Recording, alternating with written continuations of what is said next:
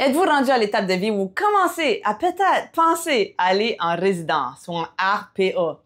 C'est pas facile, c'est très difficile de quitter sa maison après plusieurs années, mais des fois, on n'a juste pas le choix. Soit on a besoin des soins, ou soit on peut plus gérer l'entretien et le fardeau de notre maison. Donc, c'est correct d'aller en résidence ou en RPA, et il y en a plein de sortes avec plein de budgets. Donc, comment trouver la meilleure? Aujourd'hui, dans le balado, on va vraiment parler de ça. Comment trouver la meilleure résidence pour vous?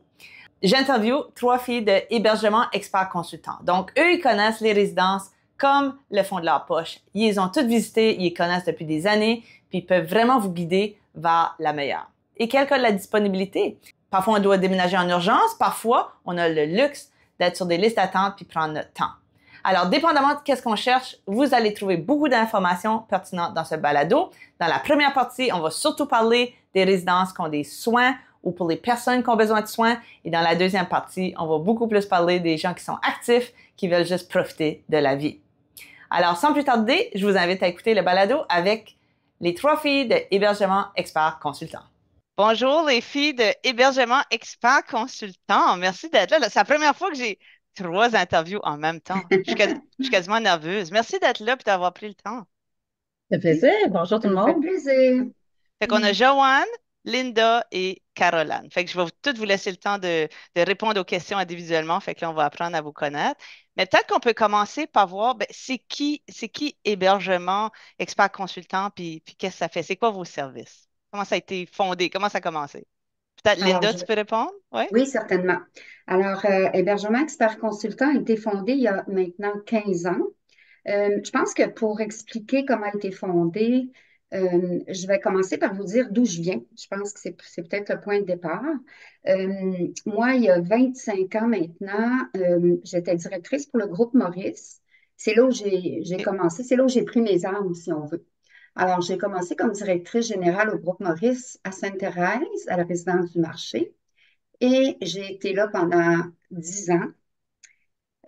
Disons qu'après 10 ans, j'avais un petit peu fait le tour du jardin, si on peut le dire comme ça, et puis je trouvais que ce service-là, qui était méconnu à ce moment-là, euh, devait être un petit peu exploité différemment, selon moi, avec un petit peu plus de côté un petit peu plus personnalisé. Donc, je m'étais dit, si je quittais les résidences du marché, c'est ce vers quoi je me dirigerais. OK. Donc, après 10 ans, j'ai fondé Hébergement Expert Consultant. J'ai été très longtemps toute seule. Maintenant, on est une équipe, il y a 2 autres personnes qui ne sont pas là ce matin, là, mais on est maintenant une équipe de 5 personnes qui dessert un territoire un petit peu plus élargi, là, donc Québec et Montérégie aussi, en plus de Laurentides, Laval, Laurentides, Rive-Nord. Puis, tu as parlé des services que tu trouvais qui méritaient d'être exploités.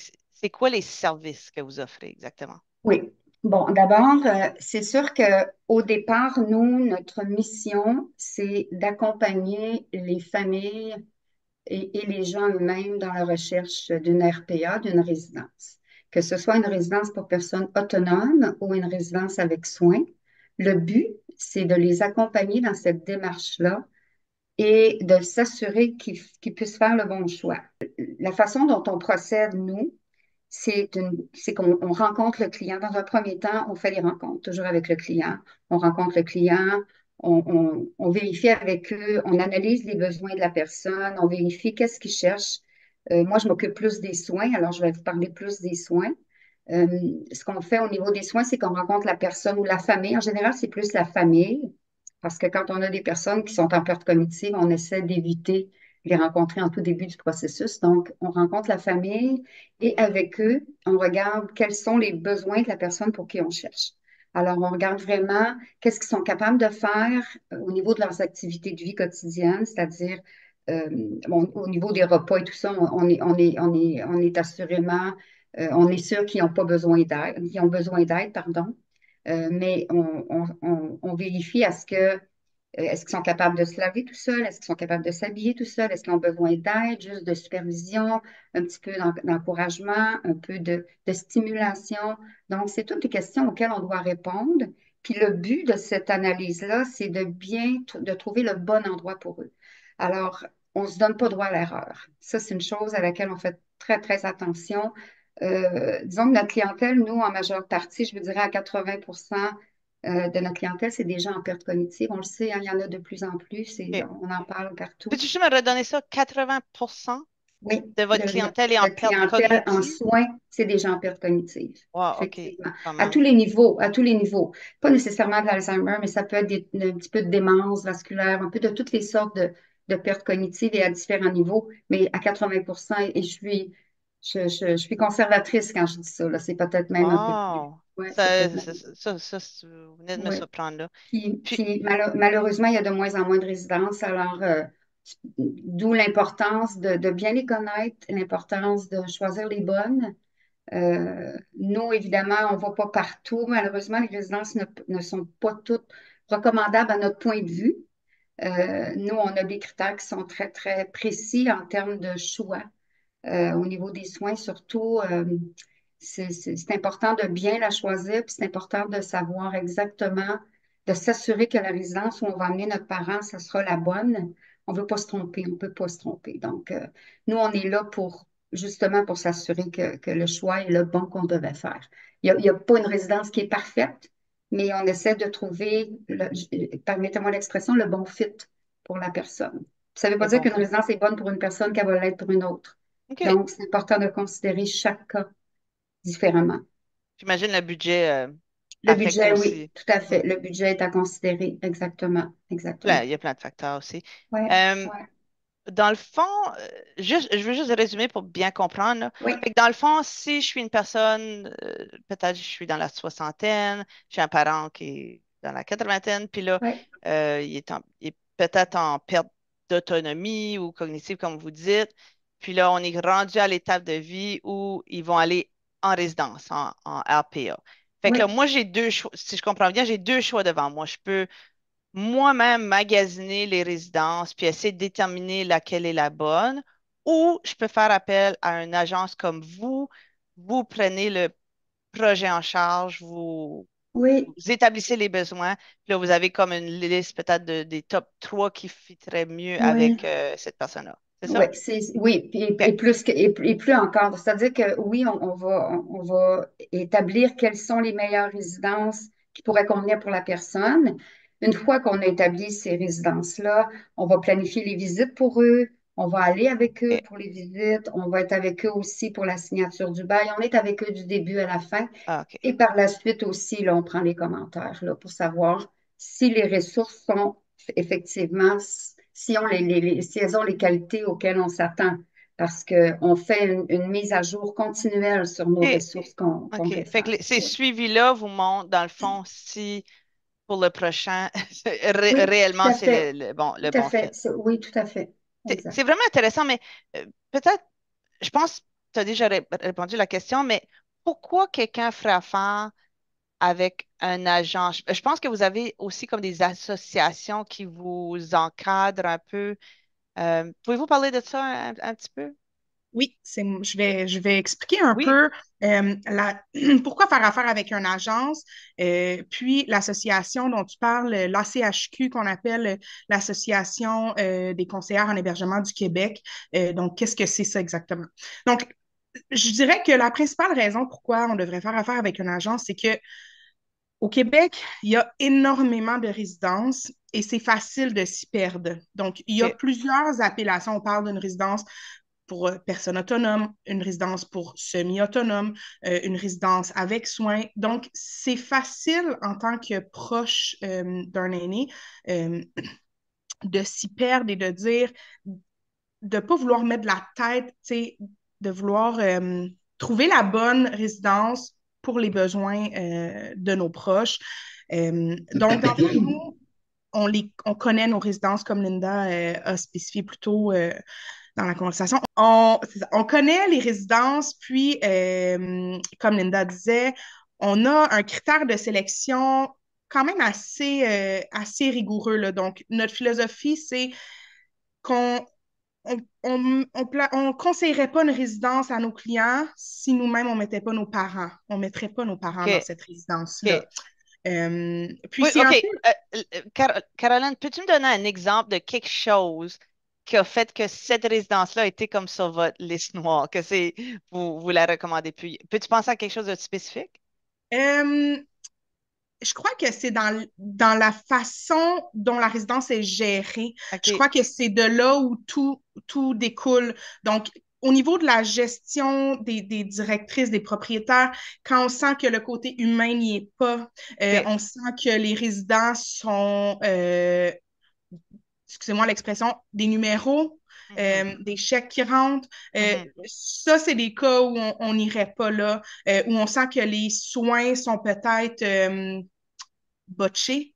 Désolée, Mhm. mon Ça anglicisme. laisse à désirer, là, Oui, les soins. exactement, Peut-être il y a un exactement. problème moi aussi, j'ai la misère avec mes mots français aujourd'hui. Un problème d'emploi, le staffing. Oui, Roulement de personnel, trop de Le roulement de roulement de personnel, c'est personnel. ça. personnel, Gros exactement. roulement Ça, de personnel. Mhm. ça, c'est extrêmement important. Tu sais, quand on va dans une résidence et que ça fait 5, 6, 10 ans que c'est la même réceptionniste, la même équipe d'entretien ménager, la même équipe de soins infirmiers, c'est sûr que pour nous et pour les clients, c'est rassurant aussi de savoir que donc, ces gens-là sont là depuis tant d'années, donc clairement, il y a quelque chose qui fonctionne bien.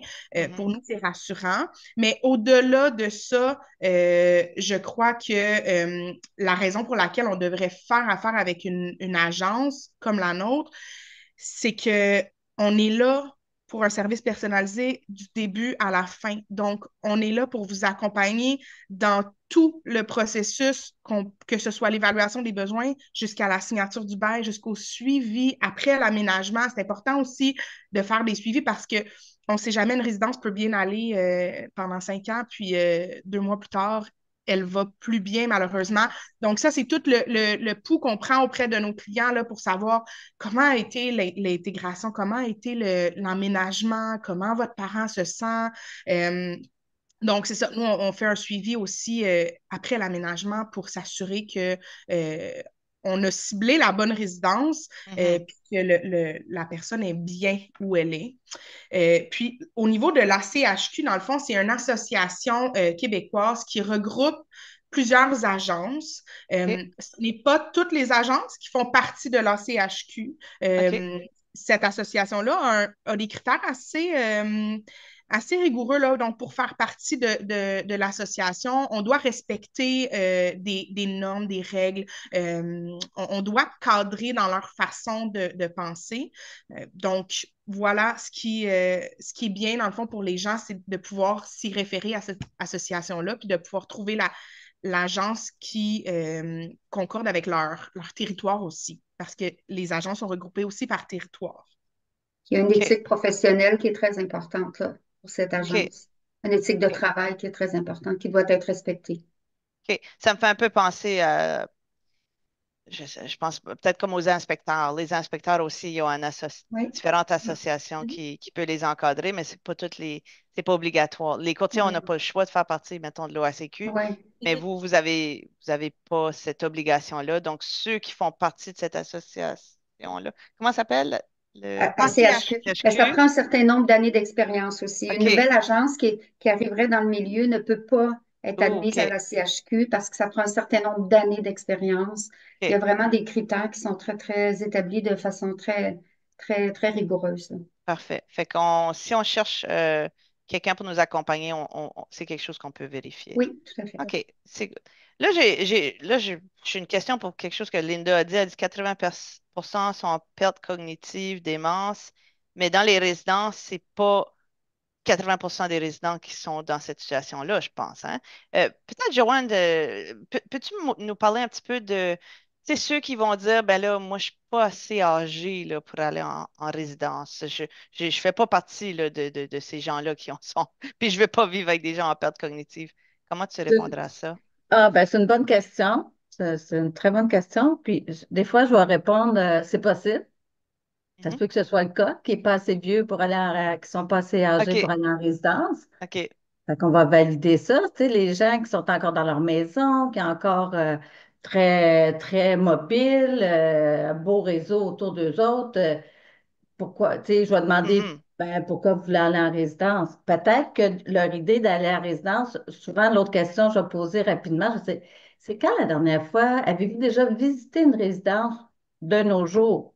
Parce que, je donne l'exemple, moi, mes grands-parents, ils étaient au foyer à Saint-Donat. On appelait ça un foyer dans le temps. Alors, si ton grand-père, ta grand-mère qui sont chez eux puis qui disent, mes enfants veulent me placer, puis tu as l'image d'un foyer du temps, un mouroir, effectivement, il va dire, je suis pas prête, je suis pas assez vieux, je suis pas en train de mourir. Ouais.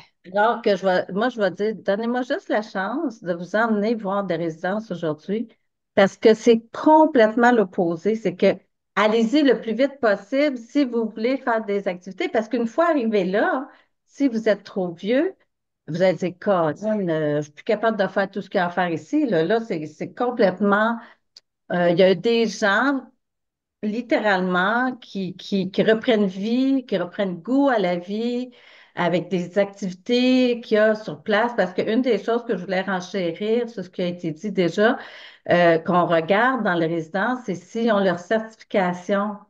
La certification, ça garantit qu'ils répondent à des critères. Puis d'ailleurs, dans la presse d'aujourd'hui, il y a un article là-dessus comme quoi qu'il reste encore beaucoup de résidences qui ne sont pas certifiées. Nous, on s'assure que c'est des résidences qui ont la certification à jour. Attends, Euh, attends, là, tu m'as perdu. Certification de quoi? C'est quoi Ah, cette ben, certification-là? d'avoir leur permis d'opération. Donc, il y a des OK. critères, je pense que c'est aux 3 ans, Linda, là, Oui, c'est qui rendu aux 4 ans maintenant. C'est une aux 4 ans. certification qui est Donc, faite. que ce Oui. soit au niveau des salles à manger, l'alimentation, le personnel formé, les activités, les tableaux d'activités affichés, toutes sortes de critères à répondre. La salubrité, évidemment. Fait que, donc, tout ça. Mais Et juste question, c'est qui donne c'est Je le vais, ministère du oui, c'est le Québec? ministère. Oui, c'est le ministère. Je vais juste faire une petite parenthèse avant que Joanne continue. La certification, dans le fond, ce que ça fait, c'est que ça certifie si un bâtiment pour aînés est une RPA ou pas. Je donne l'exemple, par exemple, il y a des bâtisses qui sont pour des aînés de 55 ans et plus qui ne sont pas des RPA. Pour Mhm. être une RPA, ça prend une préposée aux bénéficiaires qui est présente pour assurer des services d'urgence. Ça prend une salle à manger qui sert au moins 2 repas par jour. Tu sais, il y a vraiment des OK. normes qui sont établies pour dire qu'une RPA va être certifiée par, on appelle ça le comité d'agrément. Ça, OK. c'est le ministère qui établit tout ça et ils font des vérifications à tous les 4 ans. Il y a une attestation qui est donnée à tous les 4 ans, mais je pense qu'ils font une vérification en cours aussi de ces 4 ans-là là, pour s'assurer que tout est quand même conforme en cours de certification. Là. Mais OK. Ben, c'est c'est la petite rassurant. parenthèse. C'est la petite C'est parenthèse. rassurant, mais Oui, pendant parce la que COVID, on a entendu des affaires horribles. oui, Je puis sais souvent pas. les gens pensent qu'ils sont en RPA, mais ils sont en appartement 55 plus. Donc là, il n'y a pas de service du tout. C'est vraiment juste des appartements Des pour appartements. aînés. C'est Ah ah. complètement différent. Je redonne la Ah parole à ah. Joanne. OK. OK. Alors, j'ai Vas-y, une Joanne. petite histoire vécue, pas plus tard qu'hier, pour vous donner l'exemple d'un couple. Hier, je suis allée à une soirée dans une résidence qui faisait une soirée casino. Et puis, je n'en revenais pas, là. Il y avait des tables avec des croupiers, il y avait plusieurs tables, 6, 7 tables, de la musique, c'était ça. Et j'ai rencontré un monsieur que j'ai connu, moi, parce que moi, j'ai travaillé 9 ans en résidence aussi, comme adjointe administrative, et j'ai connu un couple à la résidence où je travaillais. Et il était là, le monsieur, il a changé de résidence, il était rendu à celle-là. Et je l'avais vu récemment, puis il était seul. Puis là, j'ai dit, ben, monsieur tel, j'ai dit, ben, et là, il venait de perdre son épouse. Et les funérailles étaient la semaine passée. Elle est décédée le 6 août. Mais ça faisait 72 ans qu'ils étaient ensemble. Ils étaient toujours ensemble. Ils sont arrivés en résidence et ils devaient avoir 16 ans parce que monsieur a 90. Tu sais. Et puis, c'est ça. Donc, juste pour dire qu'ils sont venus ensemble, je les ai vus, ils ont participé à plein d'activités. Il y a une grande famille, ils venaient les voir pareil, tout ça, mais se sont allégés du fardeau de l'entretien de la maison et tout ça. Et le monsieur est rendu tout seul. Hier, j'ai dit, mais vous êtes descendu en bas? Il dit oui. Il dit, je suis dans mon appartement. Les trouve ça difficile, là, imaginez. Là. C'est 32 ans qu'ils sont à la retraite, toutes les deux, 4 heures ensemble. Elle est décédée. Il dit, là, je commençais à broyer du noir.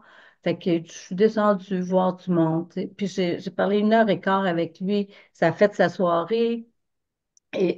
Voilà. Donc, tu sais, que ce soit parce que vous voulez plus faire l'entretien de votre maison, parce que vous voulez être libre pour faire des activités. Et en résidence, comme on a dit, il y en a pour tous les goûts.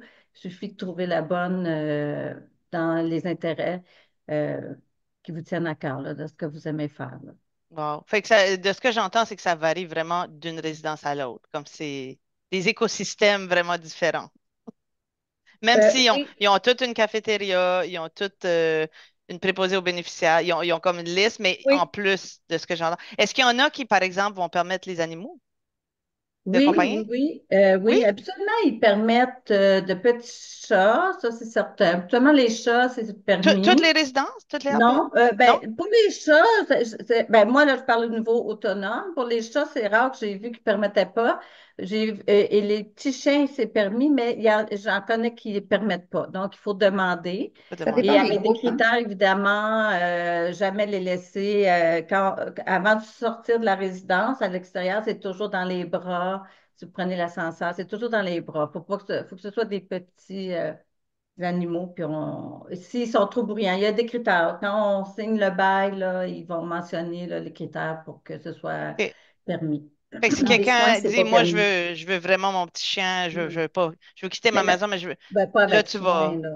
Dans Euh, les soins, c'est pas non, permis, non, ben Chantal. non. Non, OK. non, je Puis comprends, on le c'est ça. comprend parce ils ont de la difficulté à prendre soin Ben d'eux-mêmes. oui, Donc, un animal c'est ça. devient vraiment une corvée qui est OK. trop OK. difficile pour eux. Puis il y a les allergies. Ils vivent comme dans un milieu plus clos. Oui, Donc, les effectivement. allergies, tout ça, ça serait impensable. Il y a des résidents qui l'ont essayé, OK. justement par souci ben, pour le côté humain, là, par souci Ouais, on connaît la zoothérapie, on sait à quel point Oui, c'est oui, bénéfique. ouais, effectivement. Mais non, c'est pas ouais. une bonne C'est une gestion, cohabitation. c'est une gestion. Mais Ouais. les chats, c'est plus simple pour Ben, Mais dans les pas, vivre en pas soins, dans il n'y groupe. a les pas de chat. soins encore une fois, mais Pas pour, OK. dans l'autonome, moi, je le vois souvent que c'est OK. permis, oui. Parfait, c'est bon. Puis, j'ai pas trop compris comment vous êtes payé. Donc, dans le fond, si je vous engage pour ben, mes grands-parents ou quoi que ce soit, on n'a pas à vous payer directement, c'est ça? Non, jamais directement. En fait, c'est un service, tu sais, c'est comme des courtiers finalement, fait que c'est un service gratuit pour la personne qui fait appel à nos services. Et ce sont les résidences de qui on reçoit une commission au moment où est-ce qu'ils ont choisi, où est-ce qu'ils vont signer un bail. Donc, eux, ça fait leur affaire. On leur emmène des clients souvent préqualifiés, en fait, parce on a pris le temps de bien connaître le besoin et tout ça. Quand on les emmène à un endroit, c'est parce qu'on a fait le tri. On en a enlevé, qu'on a dit, qu'on les a fait sauver du temps de ne pas aller à Mhm, telle place parce que les autres, il y a les seuls, ils n'auraient peut-être pas pensé à tout ça. Fait que ça fait leur affaire. Puis voilà, c'est comme ça. Et c'est intéressant parce qu'il y en a qui pensent, j'ai un monsieur vraiment, il était réfractaire, tout, blablabla. Il disait, voyons donc, il croyait pas ça, là, que c'était, que ça coûtait pas plus cher. Il pensait que son loyer était même pour être plus cher s'il faisait affaire avec nous autres. Puis j'ai dit non, même au contraire. En fait, c'est que nous, vu qu'on a vu d'ensemble de beaucoup de résidences, la plupart, là, on va être capable de les emmener à des endroits justement où est-ce que, selon leurs intérêts, puis je vais donner un exemple, c'est qu'il y a des résidences, j'en connais pas beaucoup, mais j'en ai quelques-unes, qui offrent, qui mettent à la disposition des gens une automobile électrique OK. gratuit. Tu as juste à dire, ben, mardi matin, fait qu'ils peuvent vendre leur auto parce que là, en résidence, là, on a des pharmacies, on a des dépanneurs, on a une salle de gym, on a une piscine. Je veux dire, oui, vous pouvez continuer à sortir, là, mais sinon, quelqu'un qui voudrait ne plus avoir de paiement d'auto, puis payer de stationnement aussi, qui est quand même pas donné, hein, Mhm, c'est intéressant de savoir, c'est, ah, je pourrais aller à une résidence, puis quand j'ai besoin de temps en temps, j'ai une auto. Fait que moi, j'appelle ça faire sauver de l'argent aux gens en même temps. mhm. Mais ça, les gens, ils savent pas, c'est pas affiché Ouais. nécessairement, là, tu sais. Mais vous n'êtes pas J'aimerais comme ça. en conflit d'intérêt si une résidence vous paierait beaucoup plus cher qu'un autre? Non, il y a pas de différence de prix. Je ne sais pas, Linda, si tu veux mentionner Euh, la façon non, non, il n'y a qui pas, il y est a pas faite. de. Puis c'est sûr que nous, ben, notre souci à nous, c'est de faire en sorte que la personne se retrouve au meilleur endroit. Je ne peux pas parler pour les autres agences, là, mais nous, de notre côté, ce qu'on veut, puis souvent, parce que moi, au niveau des soins, je travaille beaucoup en collaboration avec les intervenants sociaux. Puis c'est ce OK. qui apprécie de notre service chez nous, c'est qu'on va considérer autant une personne qui a un revenu très limité qu'une personne qui a un revenu plus important. C'est notre côté humain qui fait que tout le monde a besoin d'hébergement, puis on travaille dans ce sens-là. C'est sûr que ça nous demande plus de travail. On va chercher, les recherches vont peut-être être un petit peu plus ardues, mais on y arrive. On travaille en collaboration beaucoup avec les intervenants sociaux, là. Mais non, il y a pas de conflit d'intérêt à ce niveau-là. Il y a une chose que je voulais ajouter, par contre, à ce que Joanne disait, au niveau du fait que les services sont gratuits, il y a une chose qui est bien importante, puis qu'on mentionne à nos clients, c'est qu'il faut s'assurer que pour que justement nous, on puisse être rémunérés, il faut que le client n'ait pas déjà fait le lien avec la résidence. Ça, c'est important. OK.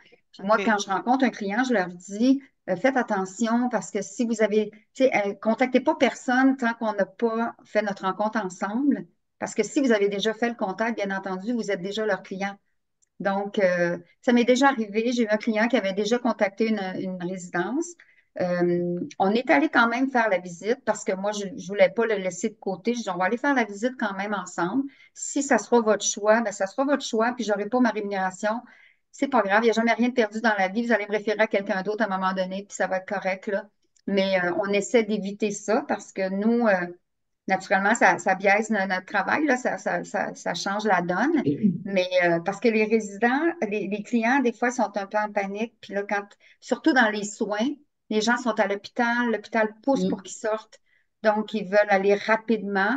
Mais nous, on est habitués de fonctionner dans l'urgence. Donc, je leur dis, Mm. OK. inquiétez-vous pas, on peut faire ça rapidement, mais il ne faut pas qu'ils appellent par eux-mêmes, là. C'est petite Ça, parenthèse que c'est je Parfait. voulais Ouais. faire.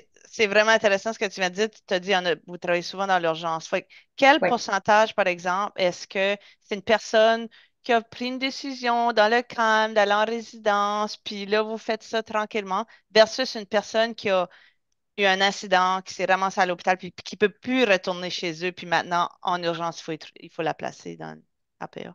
Ben, du côté autonome, c'est moins urgent, c'est clair, à moins que la maison soit vendue, mais les gens ne font plus ça, hein, Non. Joanne? Non, mais là, il faut que je vous conte une histoire rapide d'un record que je viens de vivre parce que moi, c'est autonome, sauf que le monsieur avait vécu les inondations. Le 9 août, il a été évincé de son appartement. Il était en appartement, dans un OK. sous-sol, en appartement. Il n'y a pas trop cher. Il était évincé parce que, bon, une inondation. Les assurances ont payé pour qu'il aille à l'hôtel. Mais ça faisait, là, c'était la semaine passée, ça, là. Et là, ça faisait le temps, 30 plus que 30 jours. Il fallait qu'il quitte l'hôtel. J'ai été appelée par un organisme local ici, même, puis c'est par la ville qui a contacté. Et ils ont été référés à nous. Écoute, en 2 jours, moi, j'ai même pas eu le temps de faire, on fait toujours un profil, tout ça, j'ai eu le temps d'y parler, tout ça. Mais parce que j'avais en tête, je savais une résidence qui avait quelque chose de disponible, un studio, ben, quand j'ai reçu la demande, lui, il a 77 ans, il ne pensait pas s'en aller en résidence, lui, lui, il est en appartement, puis financièrement, il pensait, non, tu sais, jamais capable d'aller en résidence. Mais finalement, en regardant son budget et tout ça, on était capable d'aller chercher un studio, tout inclus, les repas, etc. Et là, en 2 jours, et là, il est déjà rendu dans son appartement. Et il a dit, quand il a signé le bail, il dit, vous êtes pris avec moi jusqu'à la fin de mes jours, je ne pars pas d'ici. Et il était super content. Fait que c'est un record parce que effectivement, habituellement, mais c'est rapide. Ça peut être 2, 3 semaines, un mois, jusqu'à 6 mois, un an. Il y en a qui sont encore en attente parce qu'ils veulent un appartement précis à tel endroit, puis il y a des listes d'attente. Donc, Moi, dans les soins, nous, c'est rapide, c'est très rapide. J'ai souvent l'hôpital vont me contacter pour dire on a une cliente ouais. ou habituellement, c'est les familles qui me contactent pour une personne qui est hospitalisée. Je parle avec la travailleuse sociale, puis souvent, c'est un congé pour le lendemain ou le surlendemain. Alors, on est obligé d'agir de façon très, très très rapide. On y arrive parce qu'on est dans le quotidien avec ces résidences-là. Donc, moi, je sais au quotidien où est-ce qu'il y a de la disponibilité, où est-ce qu'il n'y en a pas. Donc, c'est l'avantage qu'ils ont. Parce que sinon, s'il fallait que les familles commencent à appeler un peu partout, ils perdraient un temps fou à le faire. Et souvent, ben, c'est des appels où ils n'ont pas de retour d'appel, les résidences, tout le monde est occupé. Alors que nous, on est au parfum de ce qui est disponible présentement. Donc, c'est là où on sauve beaucoup de temps. Puis on leur donne des informations. On n'a pas parlé du crédit d'impôt, mais c'est un montant c'est une information qui est importante. Là aussi, là, qu'on donne aux clients, qu'on leur explique comment ça fonctionne et tout ça. Là. Donc, oui, on est habitué d'agir dans l'urgence. Ouais. OK. Fait que ce que j'ai entendu, c'est que c'est souvent les hôpitaux puis les intervenants sociaux Oui, qui vous contactent oui. pour vous demander votre support dans une Ben, situation ils donnent des listes. d'urgence. Ils donnent des listes. Ils donnent OK. plusieurs noms. Ils ne peuvent pas donner un nom en particulier. Ils donnent OK. plusieurs noms et les gens choisissent la personne qu'ils veulent contacter. OK. Donc, c'est comme ça que ça fonctionne. Bon, il va arriver qu'ils nous appellent directement, mais c'est rare, là. OK. Vous êtes C'est plus. référé. Vous êtes Ouais, référé. on est référé. Euh, Moi, je connais ça, le crédit d'impôt, parce que j'ai travaillé en fiscalité, mais pour ceux qui ne connaissent pas, pouvez-vous nous Caroline donner peut un expliquer. exemple de combien ça pourrait couvrir sur le total? Fait on va donner un chiffre arbitraire. Mettons qu'on dit 2000 $ par mois pour une résidence, je ne sais pas si c'est un 3,5 à 2000 $ avec, Autonome ou avec soin, peut-être, ça va faire la différence. Caroline, tu sais-tu? OK, par exemple avec soin. Euh, on parle de un montant de combien sur ça qui est réduit pour le budget? Caroline, es-tu à l'aise de l'expliquer ou tu veux que je l'explique? Ben, je peux l'expliquer. Par contre, j'ai pas la liste avec moi pour les chiffres exacts. À peu Mais près. ce qui est important de savoir, c'est qu'un crédit d'impôt va différer si on a des soins ou si on n'en a pas. Donc, plus les gens ont des services, plus le crédit d'impôt va être élevé. Euh, Puis, ce qui est important aussi de savoir, c'est que ce crédit d'impôt-là est disponible à partir de 70 ans. OK. Donc, quelqu'un qui a en bas de 70 ans, malheureusement, n'a pas accès à ce crédit d'impôt-là. Est-ce qu'on peut le Euh, nommer? Il s'appelle comment le crédit le d'impôt? crédit d'impôt pour maintien à Maintien à domicile. Pour domicile. maintien à domicile, c'est ça. Fait que Exactement, si vous voulez aller exactement. sur Google en ce moment, là, c'est maintien à D'ailleurs, domicile. si je peux juste faire une petite parenthèse, sur notre page Facebook Hébergement Expert Consultant, on fait souvent des petites chroniques, des petites capsules, ça arrive que. Et notre dernière capsule parle justement de ce sujet-là. Linda et moi, on a expliqué ce que c'est ce crédit d'impôt-là. Donc, si les gens veulent aller liker la page, on en parle souvent là, des petits. On a parlé aussi des types de démences là, qu'il pouvait y avoir auprès OK. des aînés. Donc, pour revenir à ce crédit d'impôt-là, dans le fond, c'est évalué selon le type de résidence. Donc, est-ce que c'est autonome ou est-ce que c'est avec soin, le revenu de la personne. Mais le revenu, ce qu'il faut savoir, c'est que il n'y a pas, tu sais, habituellement, les gens ont pas mal tout le temps le même type de crédit d'impôt. Là. Le gouvernement ne va pas enlever un très gros montant parce que notre revenu Il est supérieur excède à genre 65 000. moyenne. C'est 65 000, là. Ouais. Exactement. Donc, c'est rare qu'on va avoir des clients qui ont des revenus plus que 65 000. Mais si ça arrive, ce qu'il faut savoir, c'est que le gouvernement n'enlève pas un très gros montant, là. OK. Mhm. Puis, Fait que, euh, juste pour Ah, revenir au service, ça serait quoi les genres de services qui donnent il ce y a un crédit-là? service de soins infirmiers, donc s'il y a des Mhm. infirmières sur place, si on inclut les repas, l'entretien ménager, la Buanderie. buanderie. Mhm. Donc, c'est tous des critères qui font qu'on augmente le crédit d'impôt, qui est quand même considérable. Là. Je ne sais pas, Linda, si tu veux parler un peu Oui, des je peux chiffres. donner un exemple. Je peux donner un exemple. Si on prend par exemple un appartement dans une résidence autonome, je vais prendre le même chiffre, mettons 3 000 dans un appartement, si on prend un 4,5, qui est quand même assez luxueux là, dans une résidence autonome, ou est-ce qu'il n'y aurait pas de services ajoutés? Ou est-ce qu'il y aurait, par exemple, juste des services qui sont greffés, comme par exemple les loisirs et tout ça, mais pas de repas, pas de ménage, pas de lessive? Le crédit va être à peu près de quoi? 250, 300, OK. Joanne, environ? Ouais. Si on prend le même 3 000 dans une résidence avec soins, où est-ce que là, on aurait les repas, le ménage, la lessive, les soins, soins infirmiers, soins personnels, là, le crédit va être à peu près 600, entre 600 et 700 Oh, dollars oui, par c'est mois. considérable. Donc, il y a une bonne différence parce qu'il y a beaucoup plus de services qui sont inclus dans ce montant-là de 3 000. Alors, comme c'est un crédit qui est en fonction des services, c'est là où la différence est majeure, là. Puis, juste à noter aussi qui est intéressant que les gens ils doivent comprendre, c'est que ce crédit-là, il est non imposable Mm. et il est remis à chaque fin de Chaque mois. mois dans le compte du résident. Donc, le loyer est pris en début de mois, mais quelques jours avant, le gouvernement dépose dans le compte ce montant-là. Et ça, quand on montre ça visuellement aux gens, c'est là qu'ils se rendent compte, ah ben, Colin, je suis capable d'aller en résidence. Et c'est pas quelque chose, je crois, qu'on peut craindre que ce soit enlevé Mhm. parce que Ça existe depuis ça bouge 2000. pas. Ça Dans le existe. fond, Donc, je pense que l'objectif du gouvernement d'avoir ce crédit-là, c'est que les gens restent au domicile, que ce soit en appartement ou dans leur maison, Mhm. et pas dans les CHSLD, Dans les les centres appartements publics. aussi, parce qu'il y a une pénurie ouais, d'appartements, puis là, on le voit, nous, on a une demande pour des RPA, Joanne, de plus en plus, parce que les gens se rendent compte qu'en appartement standard, c'est tellement rendu dispendieux que c'est Mhm. très avantageux d'aller en RPA. Il y a le crédit absolument. d'impôt Ouais. Ben qui oui. entre en ligne de compte, donc on Je a l'ai vu beaucoup, beaucoup de récemment, demandes. j'ai vendu une maison, puis dans la maison, il y avait comme un petit bachelor avec une personne qui avait juste 71, je pense, à l'époque. Puis, c'était l'année passée. Puis lui, il a été évincé par le nouveau propriétaire. Puis, il a magasiné. Puis, honnêtement, en RPA, avec un studio, c'était le plus abordable pour lui. Oui, effectivement. Parce Puis, il que est vraiment si ça heureux. Lui, il vient. sent au Club Med, là. Il y a une piscine, il y a Oui, un gym. oui. Avant, il était dans un logement piteux. Puis, il dit, en bout de ligne, avec le crédit d'impôt, il dit, ça y Et, revient. et tout est inclus, là. De plus C'est en ça. plus, l'Internet est inclus, toujours le téléphone, le Oui, câble chauffé. Je veux Oui, dire, à un il avait moment tout donné, calculé ça. là, Il dit, ben là, j'ai plus à payer mon câble, c'est une inclus. facture. L'Internet est inclus. Ouais, ouais, ouais. c'est tout, là. Fait que c'est intéressant. Ouais. Ouais. C'est un bon point, ça, qu'il y a une pénurie de logements. Puis Tout à fait. les condos aussi locatifs Oui, sont exact. vraiment dispendieux, là. OK. Bon, ben, c'est intéressant.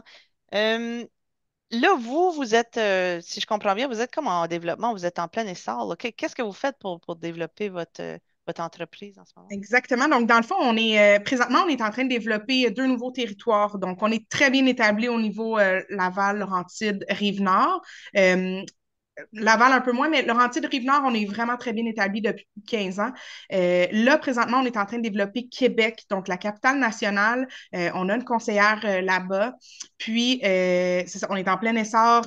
Présentement, dans quelques jours, on va participer au salon de la FADOC, qui est la Fédération de l'âge d'or du Québec. Euh, donc, on va aller se faire connaître un peu là-bas à Québec avec notre conseillère France.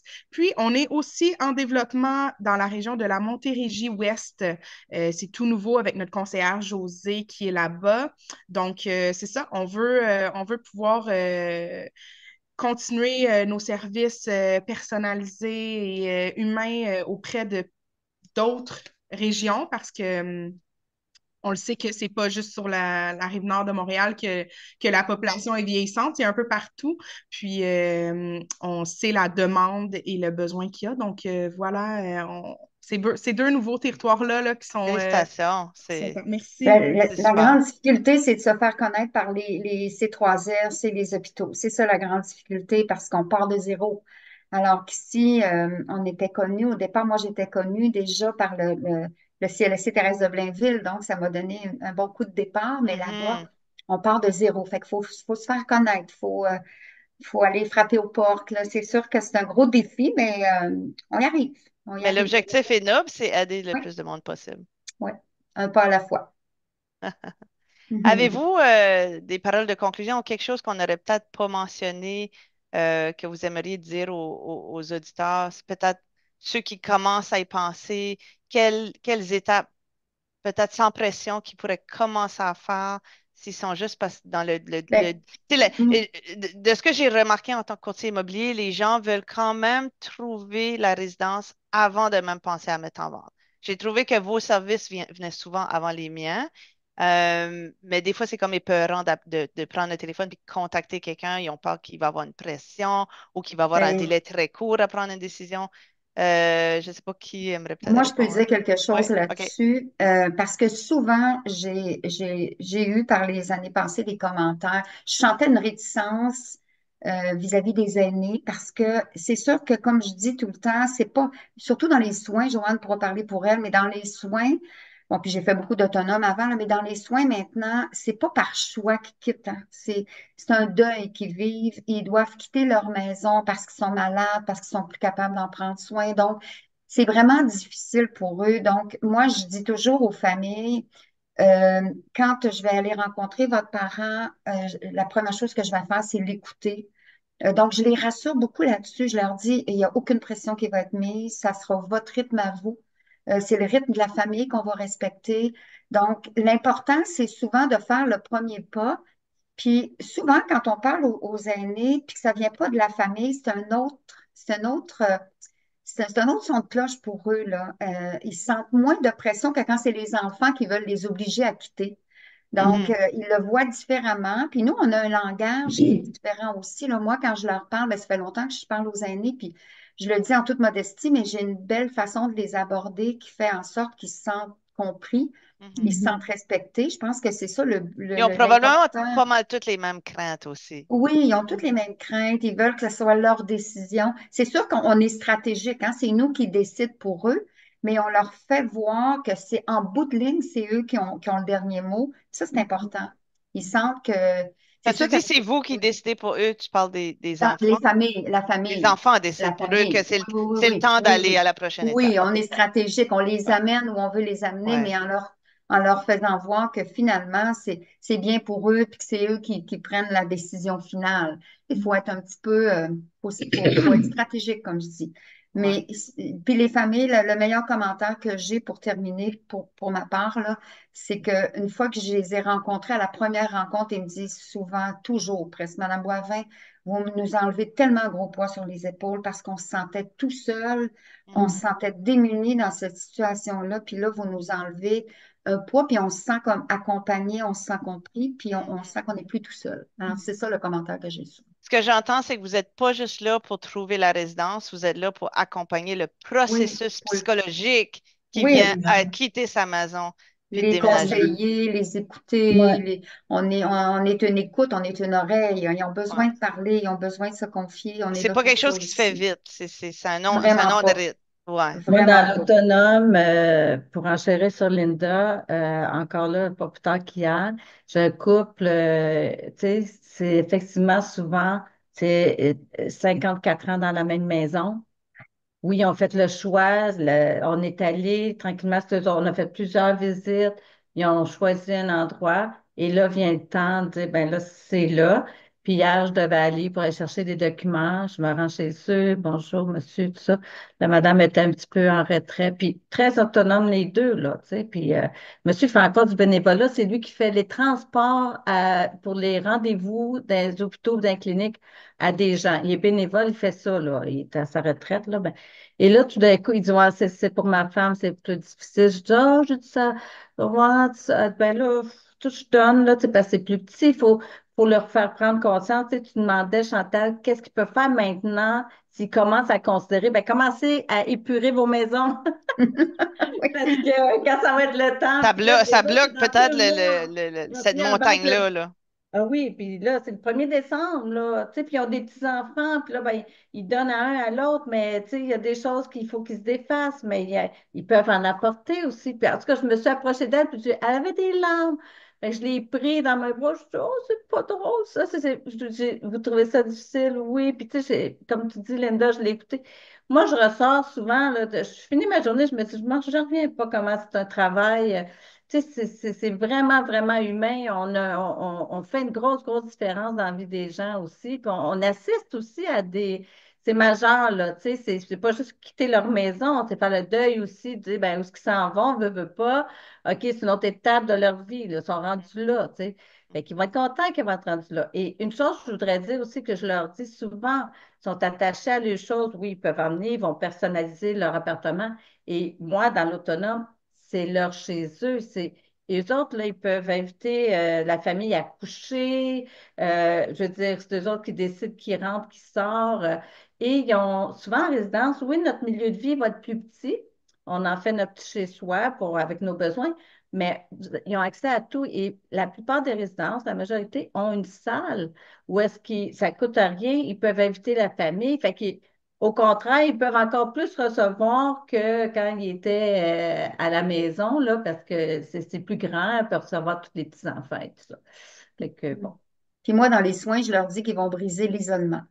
ben oui, absolument. Alors, Ouais, on essaie de trouver le point positif à travers ces deuils-là qu'ils vivent, ouais, parce qu'il y a toujours du positif.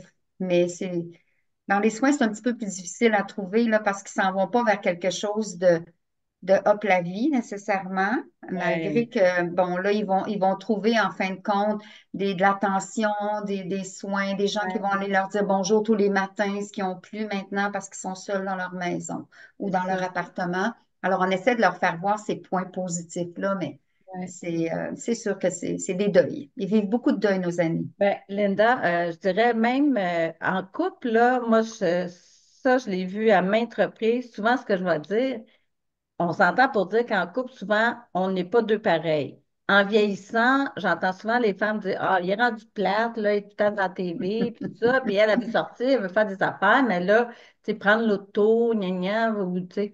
Alors, en résidence, c'est le meilleur des deux mondes, parce que Mhm. en résidence, tout se fait, ben, il peut y avoir des sorties. Ils font des sorties aussi, hein, ils peuvent aller faire des voyages et tout ça.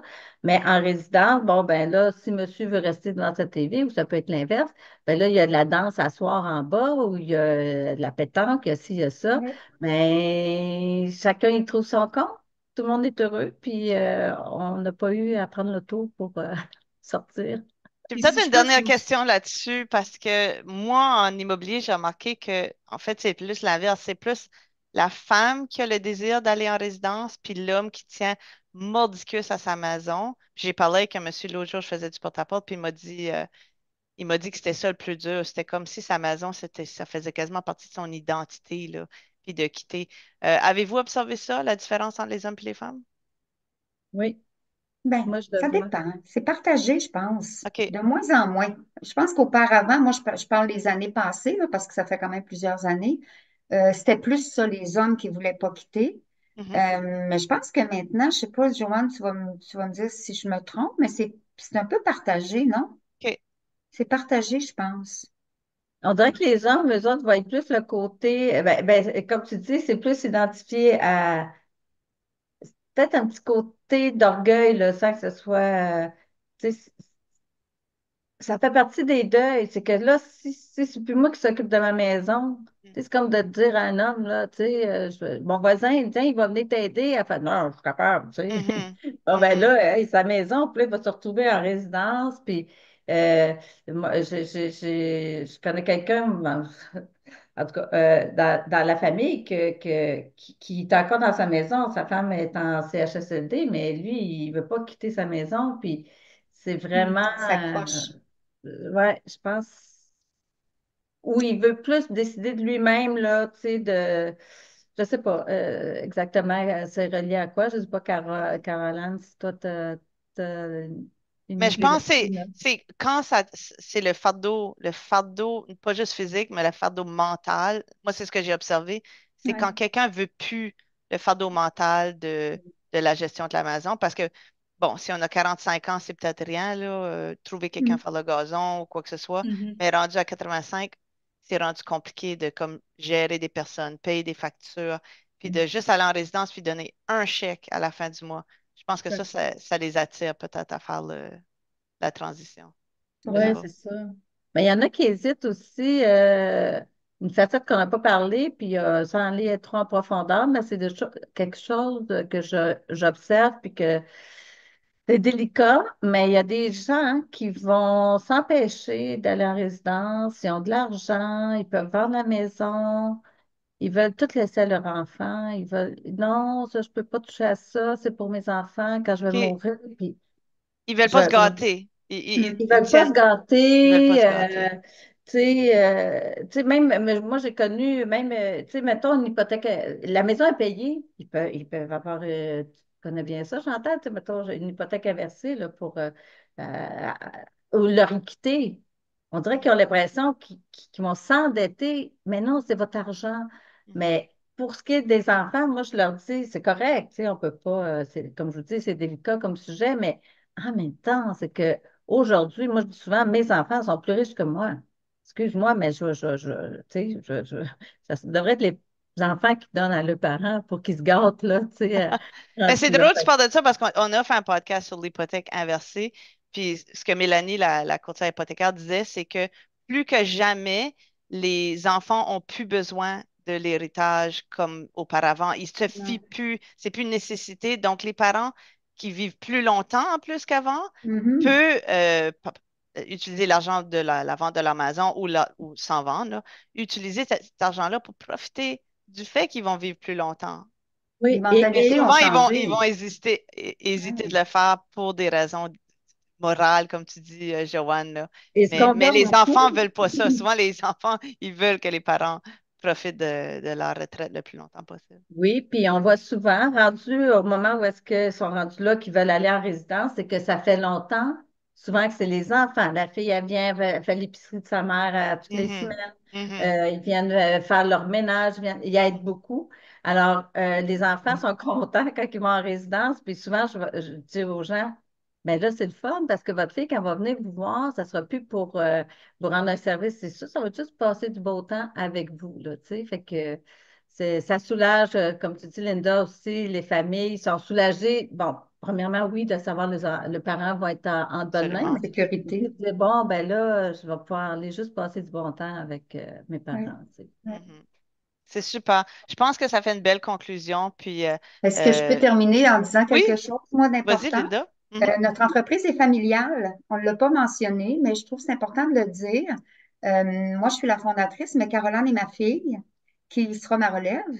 Joanne Joanne est quelqu'un que je connais depuis très longtemps et sa sœur est à Québec. Donc, ça, c'est un lien familial aussi. C'est notre conseillère de Québec, France. Ah, Et puis, de Montérégie, José, c'est un lien aussi avec France de Québec parce qu'elles sont belles-sœurs En tout cas, leurs enfants sont mariés ensemble. Donc, on a OK. tout un lien. Donc, c'est une entreprise qui est familiale. Je trouve important de le mentionner parce que ben, il y a un côté encore plus humain là, de notre entreprise qui est à souligner, qui est à mentionner, je crois. C'est super. Merci Linda. Merci Joanne. Merci Caroline. C'était vraiment intéressant d'en apprendre plus sur ce métier-là qui mérite d'être un petit peu plus connu parce que des fois on en parle puis c'est un concept que les gens connaissent pas. Oui, Fait que encore beaucoup. Ouais. merci beaucoup de nous en avoir parlé. Puis j'ai hâte de pouvoir vous Merci. référer à des gens Merci, qui Merci Chantal. pensent. Chantal. Merci Merci. beaucoup. Merci. Merci.